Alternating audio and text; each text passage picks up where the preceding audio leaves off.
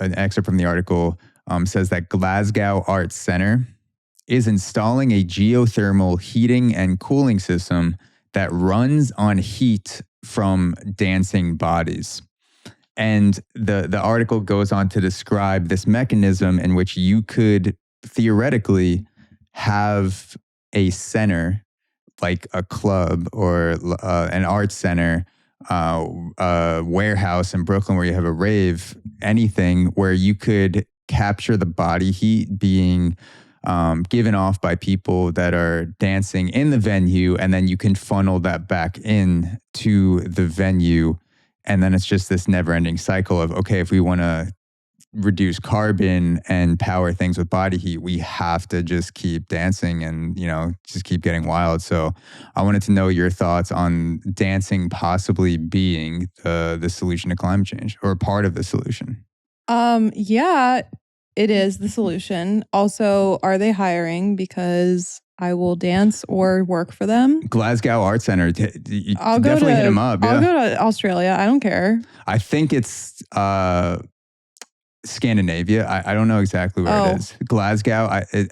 I want to say Finland or Sweden, somewhere in there. But I mean, you could hit up Glasgow and say, I love your idea. I think we should take this to Australia, and I'm going to build a satellite location, a satellite club, and then we're going to, slowly build clubs city by city around the world. Franchise the shit. And we're going to franchise geothermal heating and cooling systems that run on heat from dancing bodies. It's already got a nice ring to it, so I think it'll go far.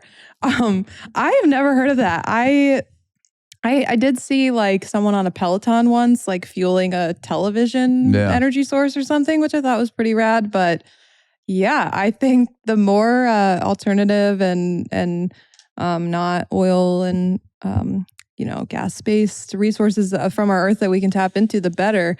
I love the idea of energy being used, human energy being used as power, because that's a beautiful. Getting paid to club. You could get paid to club. You can get paid to rip vodka sodas and so go but to how the does club. that work? Do they like collect the sweat that drops off your body or something?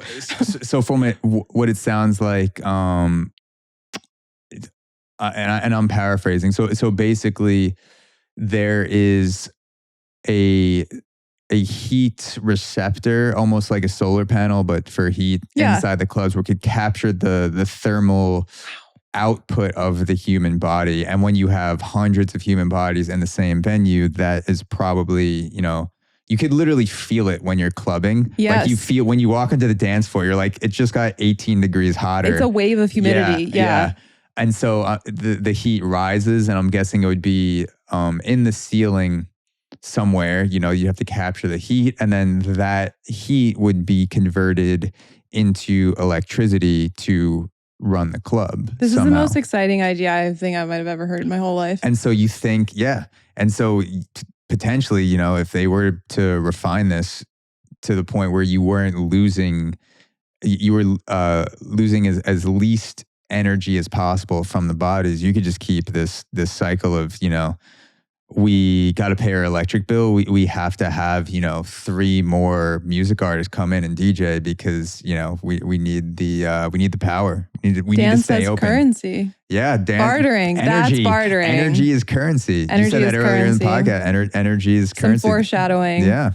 Do you work? Did you create I looked this at your technology? Spark notes. Yes. Actually, I was totally peeping. No. Yes, you invented this technology. It's actually my idea. But it is exciting. Like I think one of the reasons or one of the things that will save this planet is making things that making things that will help us combat climate change sexy and fun. Oh, yeah. It doesn't do anything if there's a solution to climate change and the answer is, you can't eat the food you like, you can't do cool shit, like you can't whatever. Like a lot of times climate change comes with restriction. In order to save the planet, we have to make certain sacrifices, and maybe we'll see what happens. I'm sure we'll figure out ways as a global community to sacrifice and cut back. We already are. But I really do appreciate ideas like this where you don't have to give anything up. You can, in fact, do things that are enjoyable and save the planet at the same time.